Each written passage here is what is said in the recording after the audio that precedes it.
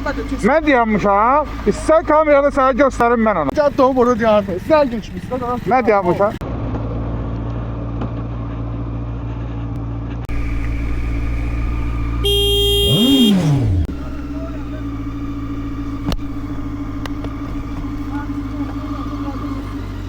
Görürsən?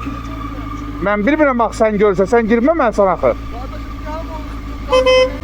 Mən dayanmışam. İstər kamerada sənə göstərim mən onu.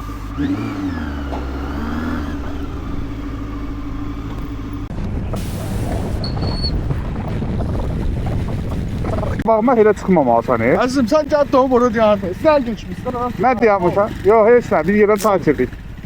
Demək sən bir dənə kamera göstər. Bildim ya. Nə bildin? Sen ben de çıkıram yola düz. Bura, motosiklet həyatın boyu sürmüsən. Yok yok. Küləkli havadır, ağır motosiklet, pavrota necə girdiyini bilmirsən. Mən sürəti tam azaltmalıyam, yavaş-yavaş girməliyəm. O üzülü sarıyorum. Əstəğfurullah, sən bu maşınlara bilirsən də tullanırsan, o yoxdur. Oradan buraya tullanırsan, mən heç başa düşmədim sənə tək. Ben burada makineden bu Öpürəm səni. İşin avan da olsun, qardaşım. Qardaş. Deyil, bu nədir, nə olub, qardaş?